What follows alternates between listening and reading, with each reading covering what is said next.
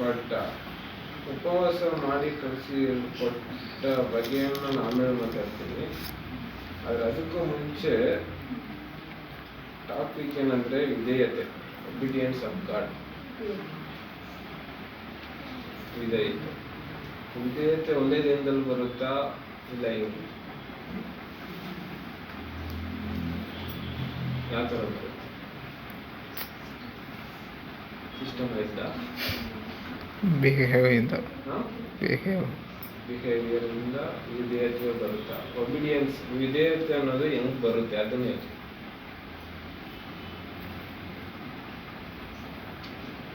ವಿಧೇಯತ್ವ ಅನ್ನೋದು ಏನು? Kannada Bible obedience ಅಂದ್ರೆ ಏನು? ಕರೆಕ್ಟ್ ವಿಧೇಯತೆ ಹಂಗಂದ್ರೆ ಏನು? ಏನು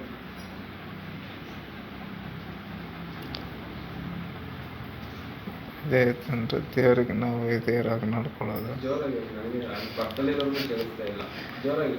ಅಂದರೆ ದೇವರಿಗೆ ವಿಧೇಯರಾಗಿ ನಡ್ಕೊಳ್ಳೋದು. ಅದೇ ಹಂಗಂದ್ರೆ ಏನು? ದೇವರಿಗೆ ವಿಧೇಯತ್ವೆಯನ್ನು ನಡ್ಕೊಳ್ಳೋದು. ಏನೆಲ್ಲ ನಡ್ಕೊಂತೀರ ದೇವರಿಗೆ ವಿಧೇಯತ್ವಾಗಿ? ಏನನ್ನೆಲ್ಲ ನಡ್ಕೊಂತೀರ ಅನ್ನೋದೇ ಮೆಸೇಜ್. ಏನನ್ನೆಲ್ಲ ವಿಧೇಯತ್ವಾಗಿ ನಡ್ಕೊಬೋದು?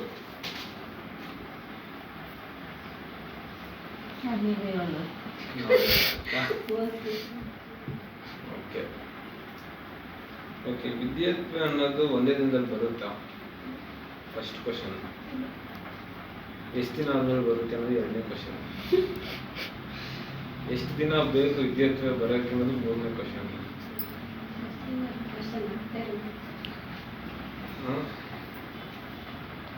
ಒಂದೇ ದಿನದಲ್ಲಿ ಬರುತ್ತಾ ವಿಧೇಯತ್ವ ಅನ್ನೋದು? ಒಂದೇ ದಿನದಲ್ಲಿ ಬರುತ್ತಾ? ಒಂದೇ ದಿನದಲ್ಲಿ ಬರದೇ ಇರೋ ವಿಧೇಯತ್ವ ಸ್ವಲ್ಪ ದಿನದಲ್ಲಿ ಬರುತ್ತಾ? ವಾಕ್ಯ ಕೇಳ್ತಾ ವಿಧೇಯತ್ವ ಬರುತ್ತೆ ಅಂತ ನೀವು ಹೇಳ್ತಾ ಇದ್ದೀರ. ವಾಕ್ಯ ಕೇಳೋದ್ರ ಮುಖಾಂತರ ವಿಧೇಯತ್ವೇ ಬರಲ್ಲ. ಬರುತ್ತಾ? ಸ್ಕೂಲ್ ಡೈಲಿ ಹೋಗ್ತಿದ್ದೀನಿ ಅಂದ್ಬಿಟ್ಟು ವಿಧೇಯತ್ವ ಬರುತ್ತಾ? ಪಾಠ ಡೈಲಿ ಕೇಳ್ತಿದ್ದೇನೆ ಅಂದ್ಬಿಟ್ಟು ವಿಧೇಯತ್ವ ಬರುತ್ತಾ? ಬರುತ್ತಾ? ಬರಲ್ಲ. ಸೊ ನಾವು ಡೈಲಿ ನೋಡ್ತಾ ಇರ್ತೀವಿ, ನಮ್ಮ ಡೈಲಿ ಜೀವಿತದಲ್ಲಿ ಎಷ್ಟು ವಿಷಯಗಳಲ್ಲಿ ನಾವು ವಿಧೇಯತ್ವ ಹೆಂಗೆ ಇರ್ತೀವಿ ಅಂತ ಲೆಕ್ಕ ಹಾಕಿದ್ರೆ ಒಂದು ವಿಷಯನೇ ಇರಲ್ಲ ಅಲ್ವಾ? ಹಿಂದಿನ ದಿನ ಪ್ಲಾನ್ ಮಾಡಿರ್ತೀವಿ, ಇದನ್ನು ಬಂದು ಹಿಂಗೆ ಮಾಡಿ ಮುಗಿಸ್ಬೇಕು, ಮಾಡಿ ಮುಗಿಸಿರ್ತೀವ. ಇಲ್ಲ, ಬೆಳಗ್ಗೆ 6 ಗಂಟೆ ಅಂತ ಹೇಳಿದಾಗಲೇ 8 ಗಂಟೆ ಆಗಿರುತ್ತೆ. 6 ಗಂಟೆ ಪ್ಲಾನ್ ಮಾಡಿ ರಿಂಗ್ ಟೋನ್ ಇಟ್ಟು ರಿಂಗ್ ಟೋನ್ ಇಡೋದೇ ಎದ್ದೇಳಕ್ಕೆ ಅದನ್ನು ತಿರ್ಗಿ ಆಫ್ ಮಾಡಿಬಿಟ್ಟು ಮತ್ತೆ ಅಲ್ಲೇ ಹೋಯ್ತು. ಬೆಳಗ್ಗೆನೆ ವಿಧೇಯತ್ವ ಅನ್ನೋದು ಹೋಯ್ತು. ಆಮೇಲೆ ವಿಧೇಯತ್ವ ಅನ್ನೋದು ಒಂದು ದಿನದಲ್ಲಿ ಬರುವ ವಿಷಯನ ಒಂದು ದಿನದಲ್ಲಿ ಬರದೇ ಇರೋದು ಮತ್ತೊಂದು ದಿನದಲ್ಲಿ ಬರುತ್ತಾ? ಬರಲ್ಲ. ಸೊ ದೇವರಲ್ಲಿ ವಿಧೇಯತ್ವಾಗಿ ಯಾವ ತರ ಇರುವುದು? ಯಾಕೆ ಇರಬೇಕು? ಸೊ ಇಲ್ಲಿ ನಾವು ಪೌಲನ ಬರಣವಾಸನ ಏನ್ ಮಾಡ್ತಾರೆ? ಸೇವೆಗಂತ ಫಸ್ಟ್ ಬರ್ತಾರೆ, ಸುವಾರ್ತೆ ಸೇವೆ ಸಾರೋದಕ್ಕೋಸ್ಕರ ಏನ್ ಮಾಡ್ತಾರೆ? ಸಭೆಯಲ್ಲಿ ಎಲ್ಲಿರ್ತಾರೆ? ಸಭೆಯಲ್ಲಿರ್ತಾರೆ. ಸಭೆಯಲ್ಲಿದ್ದಾಗ ಪವಿತ್ರಾತ್ಮನು ಏನ್ ಮಾಡ್ತಾರೆ? ಅವರಿಗೆ ಆಜ್ಞೆಯನ್ನು ಕೊಡ್ತಾರೆ. ಅವರು ಉಪವಾಸದಿಂದ ಪ್ರಾರ್ಥನೆ ಮಾಡಿ ಆದ್ಮೇಲೆ ಅವ್ರು ಏನ್ ಮಾಡ್ತಾರೆ? ಹೊರಟು ಹೋಗ್ತಾರೆ. ಇಬ್ರು ಒಂದೊಂದು ಜಾಗಕ್ಕೆ ಹೊರಟು ಹೋಗ್ತಾರೆ. ಸೊ ಪವಿತ್ರಾತ್ಮನ ಮಾತನ್ನು ಕೇಳಲಿದ್ದೇನಲ್ಲಿ ವಿಧೇಯತ್ವ. ಸೊ ವಿಧೇಯತ್ವ ಅನ್ನೋದು ತಪ್ಪಂತ ಬರಲಿಲ್ಲ, ಇದು ಕರೆಕ್ಟಾಗಿ ಆಲೋಚನೆ ಮಾಡಿ. ಉಪವಾಸದಿಂದ ಪ್ರಾರ್ಥನೆ ಮಾಡಾದ ಮೇಲೆ ದೇವರು ಅವರನ್ನು ಆಶೀರ್ವದಿಸಿದ್ರು. ಆಮೇಲೆ ಸೇವೆಗೆ ಹೊರಟರು.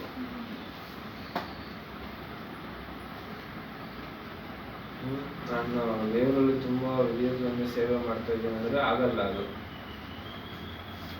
ಉಪವಾಸದಿಂದ ಪ್ರಾರ್ಥನೆ ಮಾಡಾದ್ಮೇಲೆ ದೇವರು ಆಶೀರ್ವಾದ ಮಾಡೋದು. ಸೊ ಆ ಉಪವಾಸ ಸ್ಟಾರ್ಟ್ ಮಾಡಿದಾಗಿಂದ ದೇವರು ಆಶೀರ್ವಾದಂಥ ಒಂದು ಪೇಷನ್ಸ್ ಇತ್ತಲ್ಲ, ವೆಯ್ಟ್ ಮಾಡಿದ್ರಲ್ಲ, ಅದೇ ಏನಲ್ಲಿ ಒಬಿಡಿಯನ್ಸ್, ವಿದ್ಯಾರ್ಥಿ ಕಾದಿರುವುದು. ದೇವರು ನನಗೊಂದು ವಿಷಯವನ್ನು ಮಾಡ್ತಾನೆಂದು ಕಾದಿರುವುದು ವಿದ್ಯಾರ್ಥಿ. ಆದರೆ ಪೌಲನಿಗೆ ಯಾಕೆ ಇರಬೇಕಾಗಿತ್ತು? ಪೌಲನೇನು 3 ವರ್ಷ ಯೇಸು ಸ್ವಾಮಿ ಜೊತೆ ಇರ್ಲಿಲ್ವಲ್ಲ? ಕ್ವಶನ್ ಅಂದ್ರೆ ಇದೆ. ಪೌಲನ್ ವಿದ್ಯಾರ್ಥಿಯಿಂದ ಇರಬೇಕನ್ನುವ ಒಂದು ಅನಿವಾರ್ಯ ಇತ್ತ ಅಲ್ಲಿ. ಯೇಸು ದೇವರಂತ ಪೌಲನು ನಂಬುದ, ಆದ್ರೆ ವಿದ್ಯಾರ್ಥಿಯಿಂದ ದೇವರನ್ನು ಇರಬೇಕನ್ನುವ ಒಂದು ಅನಿವಾರ್ಯ ಪೌಲನಿಗಿತ್ತ. ಎಲ್ಲಿ ಇತ್ತ? ಯಾಕೆ? ಪೌಲನು ಏನು ಪೌಲನ್ ಕ್ಯಾರೆಕ್ಟರ್ ಏನಂದ್ರೆ ಸೌಲನ ಕ್ಯಾರೆಕ್ಟರ್ ಏನಂದ್ರೆ ಕೊಲೆ ಮಾಡುವುದು, ಹಿಂಸಿಸುವುದು, ಯಾರನ್ನು ಯೇಸುವನ್ನು ಹಿಂಬಾಲಿಸುವವರನ್ನ ಹಿಂಸಿಸುವುದೇ ಅವನ ಕೆಲಸ. ಆದ್ರೆ ಯೇಸು ಸ್ವಾಮಿ ಏನ್ ಮಾಡಿದ್ರು? ಹಿಂಸಿಸುವವನೇ ಜನರನ್ನು ರಕ್ಷಿಸುವ ತರ ಮಾಡಿದ್ರು. ಆದ್ರೆ ಮಾಡುವುದಕ್ಕಿಂತ ಮುಂಚೆ ಒಂದು ಒಬಿಡಿಯನ್ಸ್ ಇದೆಯಲ್ಲ, ಅದು ತುಂಬಾ ಮುಖ್ಯವಾದ ಪಾತ್ರ. ಎಲ್ಲರ ಜೀವಿತದಲ್ಲಿ ಒಂದು ವಿಷಯ ಸ್ಟಾರ್ಟ್ ಆಗ್ಬೇಕಾದ್ರೆ ಒಂದು ಒಬಿಡಿಯನ್ಸ್ ಇರುತ್ತೆಯಲ್ಲ, ವಿದ್ಯಾರ್ಥಿ ಇದೆಯಲ್ಲ, ಅದು ತುಂಬಾ ಮುಖ್ಯವಾದ ಪಾತ್ರ. ಆ ಒಬಿಡಿಯನ್ಸ್ ಮೇಲೆ ನಿಮ್ ಲೈಫ್ ಇರೋದು. ಸೊ ಅಲ್ಲಿ ಏನ್ ಮಾಡ್ದ ಅವನು? ಉಪವಾಸದಿಂದ ಏನ್ ಮಾಡ್ದ? ಕಾದಿರುವವನಾಗಿಲ್ಲ. ಉಪವಾಸ ಮಾಡ್ದೆ ಅನ್ನೋಲ್ಲ ಆಗಲ್ವಾ ಅಂತ ಹೇಳಿರ್ಬೋದು. ಯಾಕೆ ಕಣ್ ಕಿತ್ಕೊಂಡು ಕಣ್ ಕೊಟ್ಟಲ್ಲ ಹಂಗೆ ಕೊಡ್ಬೇಕು ಅಂತ ಪೌಲನ್ ಹೇಳಿರ್ಬೋದಲ್ವಾ? ಇಲ್ಲ ನಾನು ಹಿಂಗೆ ಹೋಗ್ತೀನಿ ಅಂತ ಹೇಳಿರ್ಬೋದು. ದೇವರ ಮಾತಿಗೆ ಏನಾಗಿದ್ದ? ವಿದ್ಯಾರ್ಥಿಯಿಂದ ಕಾಯುವವನಾಗಿ ಇದ್ದ. ಸೊ ಪೌಲನ ಬರೋಣ ವಿದ್ಯಾರ್ಥಿಯಿಂದ ಕಾದಿದ್ದರಿಂದ, ಆ ಟೆಂಪ್ಟೇಷನ್ಗೆಲ್ಲ ಕಾದಿದ್ದರಿಂದ, ಅದೆಲ್ಲ ಆದ್ಮೇಲೆ ಉಪವಾಸ ಎಲ್ಲ ಆದ್ಮೇಲೆ ಏನ್ ಮಾಡ್ತಾರೆ? ಸೇವೆಗೆ ಹೋಗ್ತಾರೆ, ಕೆಲ್ಸ ಕೊಡ್ತಾರೆ, ಹೋಗ್ತಾರೆ. ಸೊ ಅಲ್ಲಿ ನಾವು ಪ್ರಕಟಣೆ 3:20 ತಗೊಂಡ್ವಿ. ಪ್ರಕಟಣೆ 3:20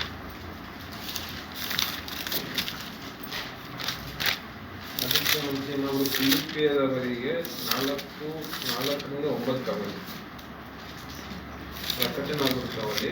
ಫಿಲಿಪಿಯ 4:4-9. ಯಾವಾಗಲೂ ಕರ್ತನಲ್ಲಿ ಸಂತೋಷಿಸಿರಿ, ಸಂತೋಷ ಪಡಿರಿ ಎಂದು ತಿರುಗಿ ಹೇಳುತ್ತೇವೆ. ನಿಮ್ಮ ಸೈರಣೆಯು ಎಲ್ಲಾ ಮನುಷ್ಯರಿಗೆ ಗೊತ್ತಾಗಲಿ. ಕರ್ತನು ಹತ್ತಿರವಾಗಿದ್ದಾನೆ. ಯಾವ ಸಂಬಂಧವಾಗಿಯೂ ಚಿಂತೆ ಮಾಡದೆ ಸರ್ವ ವಿಷಯದಲ್ಲಿ ದೇವರ ಮುಂದೆ ಕೃತಜ್ಞತಾ ಸ್ತುತಿಯನ್ನು ಪ್ರಾರ್ಥನೆ ವಿಜ್ಞಾಪನೆಗಳನ್ನು ಮಾಡುತ್ತಾ ನಿಮಗೆ ಬೇಕಾದದ್ದನ್ನು ತಿಳಿಯಪಡಿಸಿರಿ. ಆಗ ಎಲ್ಲ ಗ್ರಹಿಕೆಯನ್ನು ಮೀರುವ ದೇವರ ಶಾಂತಿಯು ನಿಮ್ಮ ಹೃದಯಗಳನ್ನು ಯೋಚನೆಗಳನ್ನು ಕ್ರಿಸ್ತ ಯೇಸುವಿನಲ್ಲಿ ಕಾಯುವುದು. ವಿದ್ಯಾರ್ಥಿ ಅನ್ನೋದು ಸುಮ್ಮನೆ ಕುತ್ಕೊಂಡಿರೋದಲ್ಲ,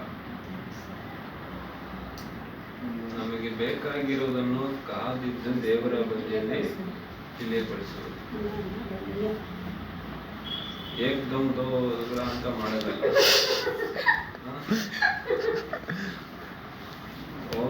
ಅಲ್ಲೇ ಬೀಳೋದಲ್ಲ. ಸೊ ಕಾದಿದ್ದು ದೇವರ ಬಳಿಯಲ್ಲಿ ತಿಳಿಸಿಕೊಟ್ಟು ಅದಾದ್ಮೇಲೆ ಮಾಡುವುದು. ಸೊ ಆ ಕಾದಿರುವ ಟೈಮಲ್ಲಿ ನೀವು ಎಷ್ಟು ಸಂತೋಷವಾಗಿದ್ದೀರಾ ಅನ್ನೋದು ತುಂಬಾ ಮುಖ್ಯವಾದದ್ದು. ಆ ಕಾದಿರುವಿಕೆಯಲ್ಲಿ ನಿಮ್ಗೆ ಸಂತೋಷ ಇದೆ ಅಂದ್ರೆ ಪಡ್ಕೊಳ್ಳೋದ್ರಲ್ಲೂ ನಿಮ್ಗೆ ಸಂತೋಷ ಇರಲ್ಲ. ಹೌದಾ ಇಲ್ವಾ? ಕಾದಿರೋದ್ರಲ್ಲಿ ನಿಮ್ಗೆ ಸಂತೋಷ ಇಲ್ಲ ಅಂದ್ರೆ ಪಡ್ಕೊಳ್ಳೋದ್ರಲ್ಲಿ ನಿಮ್ಗೆ ಸಂತೋಷ ಇರುತ್ತೆ. ಕಾದಿರೋ ಟೈಮಲ್ಲಿ ದುಃಖದಲ್ಲಿದ್ರೆ ಪಡ್ಕೊಂಡಾಗ ಸಂತೋಷವಾಗಿರ್ತೀರಾ? ಎಲ್ಲ ಒಂದು ಮುಖಂಡ್ ಸಂತೋಷ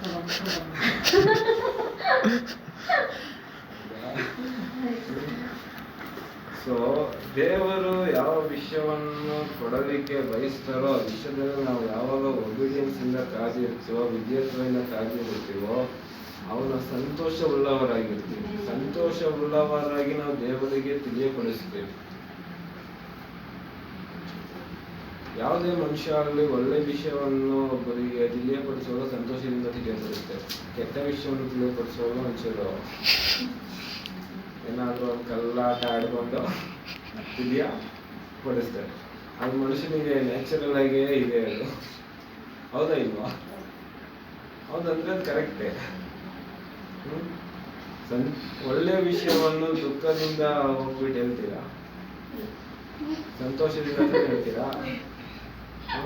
ಚೆನ್ನಾಗಿ ಮಾರ್ಕ್ಸ್ ತಗೊಂಡ್ರೆ ಕಟ್ಕೊಂಡೋಗ್ಬಿಡ್ತೀವಿ. ಇಲ್ಲ, ಯಾಕಂದ್ರೆ ಒಳ್ಳೆ ವಿಷಯ.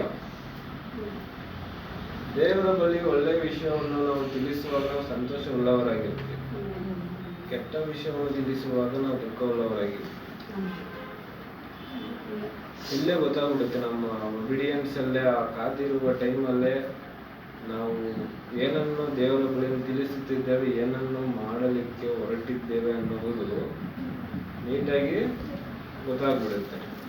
ಸೊ ಇಲ್ಲಿ ಏನ್ ಮಾಡ್ತಾ ಇದ್ದಾರೆ, ಎಲ್ಲ ಸೇರಿ ಏನ್ ಮಾಡ್ತಾ ಇದ್ದಾರೆ, ಪೌಲನನ್ನು ಮತ್ತೆ ಬರ್ನಬಾಸನನ್ನು ಉಪವಾಸದಿಂದ ಏನ್ ಮಾಡ್ತಾ ಇದ್ದಾರೆ, ಪ್ರಾರ್ಥನೆ ಮಾಡಿ ದೇವರ ಬಳಿಯಲ್ಲಿ ತಿಳಿಸುತ್ತಾ ಇದ್ದಾರೆ.